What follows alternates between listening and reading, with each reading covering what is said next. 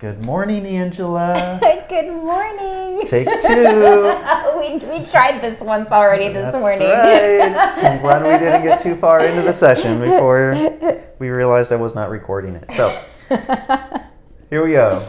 Last week we talked about gut and psychology syndrome. We talked about how digestive issues can affect the brain, how the brain can affect digestive issues, which there's a whole... We had a Facebook Live on mood, food, and all the things taking care of yourself. We're continuing our series on digestive health and gut health. And today I want to talk about one of the biggest tools that we use in the office to assess and help address underlying issues that people are facing, which is food sensitivity testing. And one of the first and biggest questions that I think we get in the office, but also as I've dug into some of this stuff, is, you know, people talk about food allergies, they talk about food sensitivities. Are they the same thing? What's the difference? You know, let's start at, you know, real super high level. What is the difference? Okay. What is a food sensitivity? And then let's drill down into, you know, a little bit deeper see where that takes us. Okay, so a food allergy, there are differences. So a food allergy is going to be a histamic response, a homocysteine overload in the body, which is going to cause an allergic reaction, and it is going to cause the body to go into anaphylactic shock, or, you know, break out in severe hives, or, you know, all sorts of sensations that we may get in the body. A food intolerance and a food insensitivity is a little bit more incognito, if you will. It's not something that we may have awareness to until the body actually gets quiet enough to lean in and to listen to those things. Gotcha. So food allergy, I'm sitting at the nut table at school because I don't want to have to use an EpiPen. Food sensitivity is going to be, it's affecting me on a level that may be causing inflammation, maybe some other digestive issues, but it's not something I'm necessarily going to die from today. Exactly. I'm not going to go into shock. I'm not going to have this Right. huge reaction. So it's more of an acute versus chronic, right? So your food allergy is definitely an acute response. Your food intolerance and sensitivities kind of are more chronic underlying issues. Got it. And I can go into those too. No, that's fine. I think, and then the way we test for those is completely different. That's so when we look at food allergy testing, because your immune response is completely different to those. Completely. Yeah, so food allergy testing is IgA, right? That's going to be your acute response. That's right. What we test for with food sensitivities, so first of all, we use a finger prick test. That's right. We use a company that we take 5 little circles full of blood, we prick your finger, we send that to the lab. They run that lab through and look for an IgG response. That's right. To how your blood responds to certain chemical reactions. That's right. And even related to different foods. That's right. So your body, so an IgG is going to detect an autoimmune antibody reaction. So what we're going to do is we're actually going to pick up on autoimmune antibodies that your body has actually developed against a food, which is it gives you a completely different picture at that point. We're not just any longer looking for inflammatory markers, but we're actually looking for the upregulation of autoimmunity in the body. Got it. And something that I've noticed, and be interesting to get your take, because you're dealing with people a lot more than I am on the food sensitivity tests, but I certainly have some experience with it. And what's interesting is sometimes the foods that we see show up on the intolerance test are foods that we eat every day. Because we're eating them too often, we're not rotating food enough. Other times it's foods that we never eat, and that's probably more of a true reaction that you may always have, or it's a reaction because you have so much inflammation and leaky gut, and you know, you're immune system is ramped up, and so it's overreacting. I'd love to address that too. When you're talking about not having a lot of variety in your meal strategy, and wondering why sometimes if I'm eating eggs every day, eggs are gonna pop up, and that's a common question. Well, is this just because I am eating this every day? And the simple answer is yes, but if you really want to dive into it, this is what is going on. You have thousands and thousands of dormant enzymes living in your digestive system that can go on unexercised, for lack of better words. So every plant family, every fruit family, every animal family, every family actually requires a different set of enzymes as they come recruited into the system.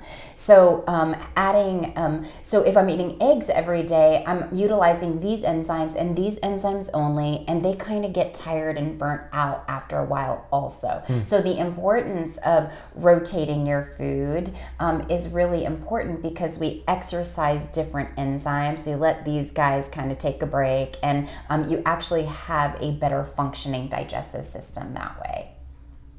Interesting. So the rainbow, right? Yes. Eat the rainbow.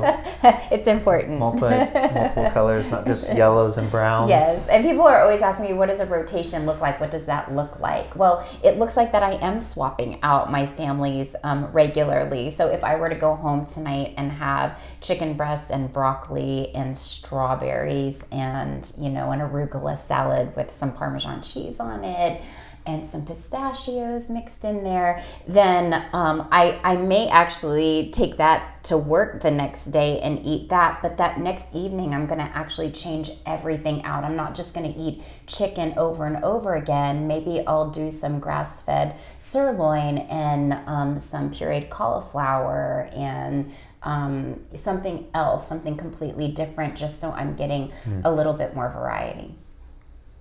Which I think plays into food sensitivities as we talk about, like, we're looking at those. That's right.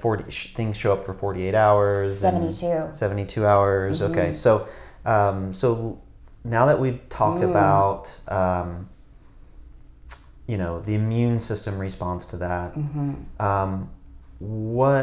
because I've heard this a lot. And a lot of times when people, by the time they're coming to see you, they're kind of frustrated because they've been everywhere else. They've tried every diet. They've done kind of everything else. And this is like, let's get to, so let me ask you, what are the top reasons why you are doing food sensitivity testing with people? Okay. Ready? Any autoimmunity, right? From fibromyalgia to rheumatoid. Like if somebody comes in and they're in chronic pain or they're experiencing a lot of joint pain, there's that piece of it. Also, that's like a definite, right? That's a definite. Like if we're looking at like a hierarchy. Yes. Autoimmune issues, chronic fatigue. That's right.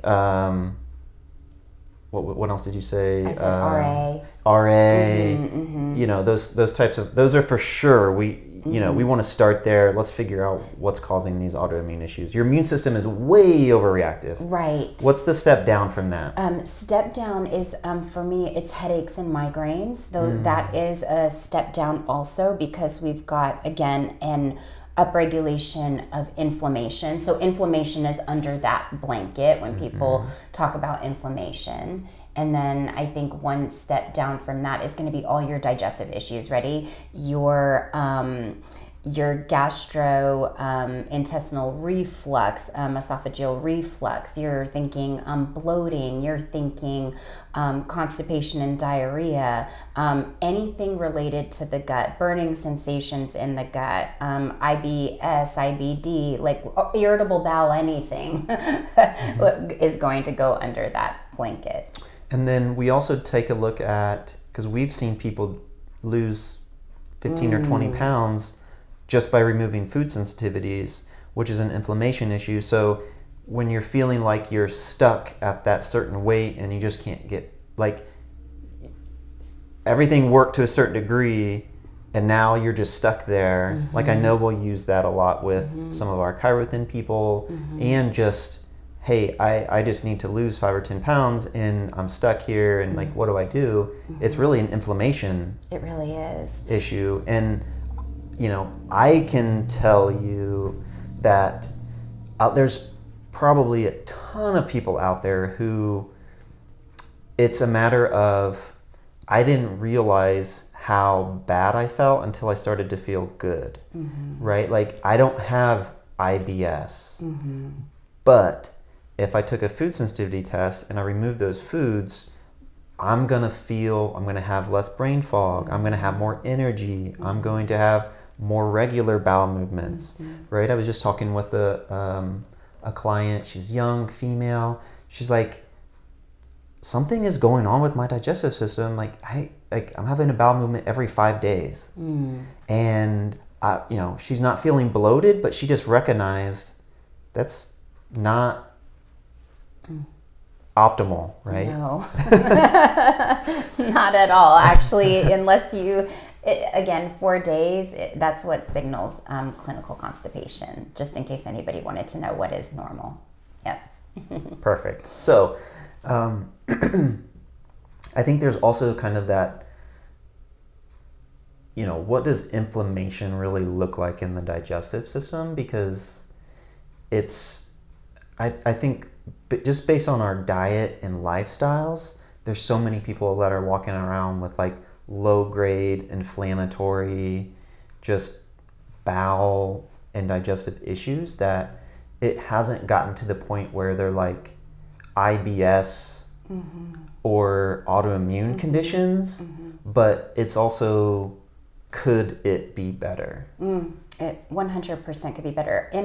In the case of constipation, and we've talked about this before, or maybe we haven't talked about it before, but if you have got food fermenting and putrefying in your gut and it is just sitting there, you are going to emit gaseous, fermented, putrefied, and then it's a breeding ground for bad bacteria, okay? And what's gonna happen is as this sits in your system, and we're actually, it's a breeding ground for feeding all those things, what's starting to happen is it's starting to deteriorate your gut wall lining. And what's important to understand is that if your gut wall lining kind of looks like, I always teach it like this. I don't know why, I'm a very visual person, but if I lace my fingers together kind of like this, and I realize like I've got little finger-like projections that line, those are called your enterocytes, and then they've got little hair-like projections on them, and they're responsible for emitting the enzymes and sweeping your food through the digestive system, through your large intestine itself. Well, what happens is once you have that food sitting in there, it starts to singe those hair-like projections that actually are responsible for emitting enzymes, and then it starts to flatten those enterocytes out, and so now you're lacking enzymatic function, and you're lacking the barrier necessary to ward off all of these foreign invaders. Fungus, yeast, mold, pathogens, bacteria, viruses, parasites, all candida, all of these things. And then as a result of that, you start to get a really permeable, thinned out intestinal wall lining. So when we're talking about food insensitivity, like it goes so much deeper than you're actually thinking. I always say weight equals waste. It's like if your body doesn't know how to utilize something for cellular energy, and it costs your body more to actually try to digest, to break it down, to use it as anything and eliminate it, you're costing yourself so much more in trying to consume a food that your body can't do anything with than eating something that your body actually can do something with and recognize for cellular energy. Interesting. So I think that's probably the bottom layer, right? Like people who are just like always tired, yes, not having regular bowel movements, right. Like, I feel like we have talked about this, but and maybe it was even in the last one. But like, what is regular? Like, oh, right. Yeah. What's the standard here? Everybody's a little bit different. Obviously, we want the goal is one healthy bowel movement a day, okay. 1 or 2, and equating in 6 inches each or 12 inches long, actually. Right? The color is important, like the girth is important in it. So I have a whole Poopy Police lineup chart if anybody ever wants to see it. My kids have loved me for this for years. But I have this whole chart because what you're seeing in the toilet can tell you so much. And I think that's going to be another episode for us because we have a complete lineup and you can actually figure out what's going on as to what there's a lot of ways we can take that, but like what was the question?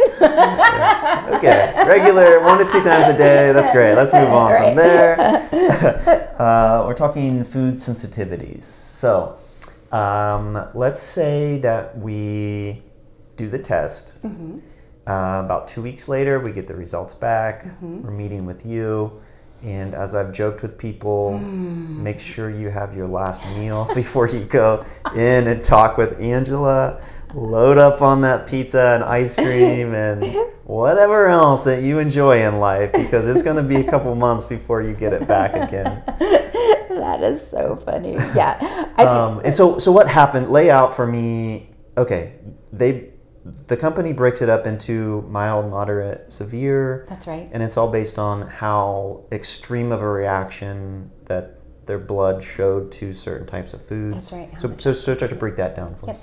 How much activity is going on. So you will see first class all the way to 3 and 4 classes, right?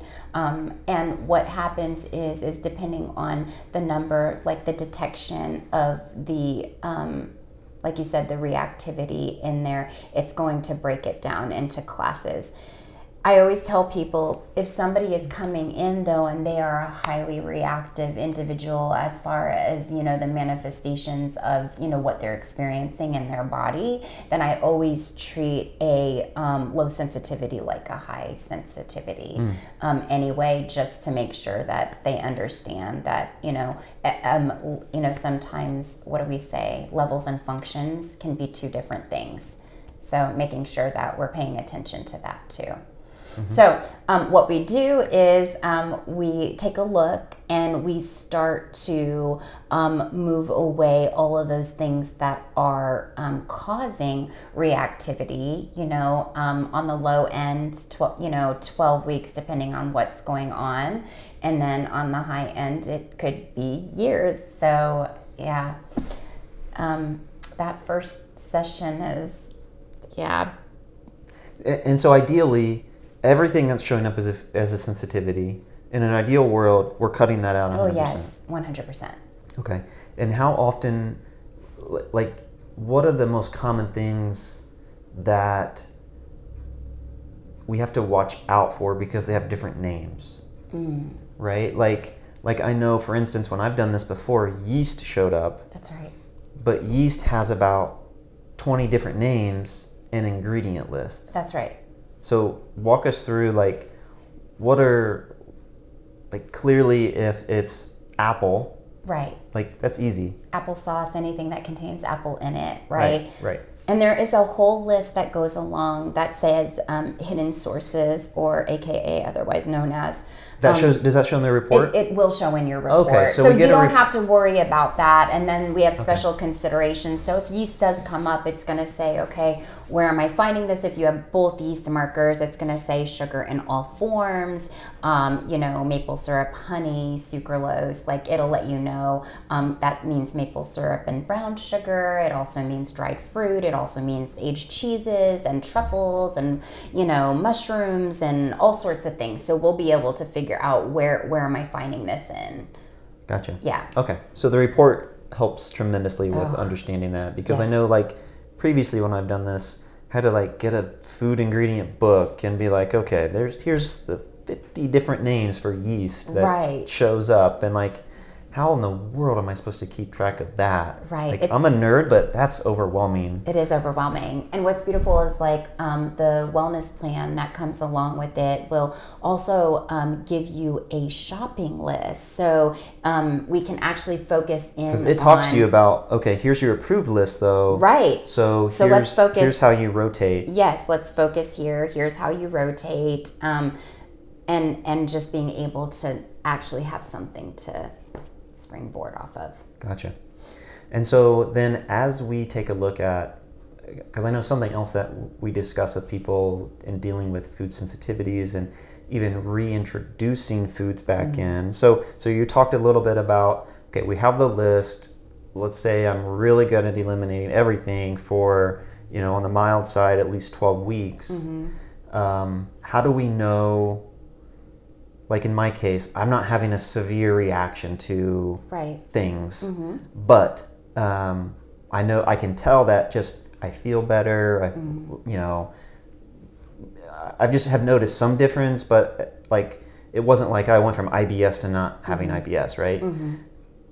How would, as you reintroduce foods, how do you approach reintroducing foods? Because I can't just go to my list and say, oh, let me have, I can start eating all of this stuff again. No. What we do is we look for the lowest form of reactivity first, and we start there. We start trying to introduce lowest forms of reactivity. And how we do it is you actually introduce that food, and it is an isolated event, and you wait. So you take one of those foods. One of those foods, and we wait 72 hours and just listen to what our body has to say. This is one of my favorite parts because I love listening to what people are saying when they introduce something. And sometimes it's anywhere from, okay, wow, like I have no problem with that, which is great. And then to, wow, my nose started running, there's mucus in the back of my throat, I noticed joint pain, definitely gurgling in my stomach, had a lot of gas that day, like just really being able to recognize, wow, like, you know what, I was feeling so good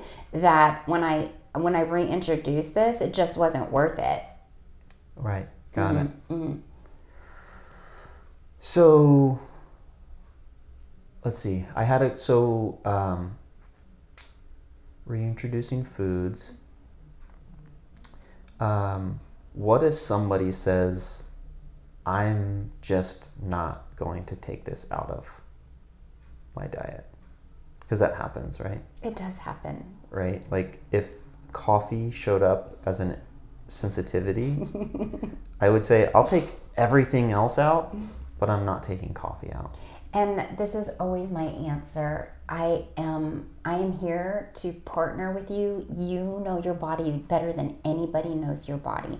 And if you have come in and we are really going after migraines and you have eliminated everything else on that list except for coffee and you are still having migraines, I am just going to let you know it is time to let it go. Like, what do you want? Coffee more? Like, we just really have to actually make Pain a decision, and pleasure, right? Exactly. What is most important to you here? What do you want? What do you value? And then we go from there. That's a much deeper conversation. It's a much deeper than I'm prepared to have right now about coffee having a hold over me right now. Right. And here's the thing is if the situation has led you to, live a very limiting life, and it's really cool to like lean into the body and listen here, sometimes it's worth it. It's just worth it. I understand. I think people have a tough time. I'm empathetic to people who have a tough time saying, well, what about, Yes. I can't cut out gluten or dairy. Like, it's just too much of a staple. And that's probably a whole other podcast too, right? Because you take a look at, okay, I need to cut all of these things out of my life, but guess what? My kids, my family, I'm going out with friends, like how to manage that part of it, because my kids don't care if I can have dairy or not. They don't care if I have digestive issues. They still want what they want, right? Like, right. They might think it's cool that I did a finger prick test and they're going to ask me about that. Yes. But when I say, oh, we're not having dairy or gluten anymore, they're going to say, I don't care if you can't do that. I can, right? Even if it's healthier for them. So that's a much larger conversation. And but it's real life. It is real life. And it's things that you have conversations about every day. Yes. Because this is real life. It's real life. And to get a list and say, okay, here's what's going to make me healthy. There's still a trade-off. There's still decisions and choices to make and all of that. There is. So, I can sit here and say, yep, here's your list. Right. Remove everything. You're going to feel great. Right. But you don't. There's a trade-off, right? There's a trade-off. Anything worth having is worth working hard for. And also, this is a challenge to patterns. And so we really need to be thoughtful and mindful and supportive, because it is you're about to challenge a pattern. And when you challenge patterns, or not even challenge them, maybe integration and acceptance, again, that's going to be a whole nother conversation, because this is so much deeper. Getting that list is very much changing your routine. Yes, it's grieving changing your process. Routine. Grieving, yes. You're going to go through this grieving process. And here's the thing. I remember the very first time I took my first food sensitivity test and went to the grocery store with my list and cried, like legit just cried, because I was just like, I can't eat anything. Like I remember, even though there was so much food around me and for me, I was focused on what I couldn't have rather than opening up the world to what was going to be there for me. And that's a whole nother conversation too, but we can totally get there. I remember one of my favorite seminars that I've ever been to is this nutritional neurology seminar I went to when I was in Seattle. And this guy spent an entire weekend basically talking about how our food system is meant to kill us. And like nothing is healthy, right? Like it's all garbage that leads to chronic disease and illness.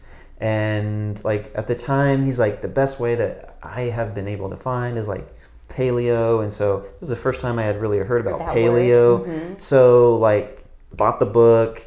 And I remember, like, literally I went to the grocery store that weekend, and it was like, I have no idea what I can have. Like, literally nothing, like overwhelming, like complete overwhelm. Yes. And so so I cut out grains, dairy, sugar, like all the big stuff, paleo. So I did paleo for probably 2 months, like hardcore. And then cheat day. Right? Got a big pizza.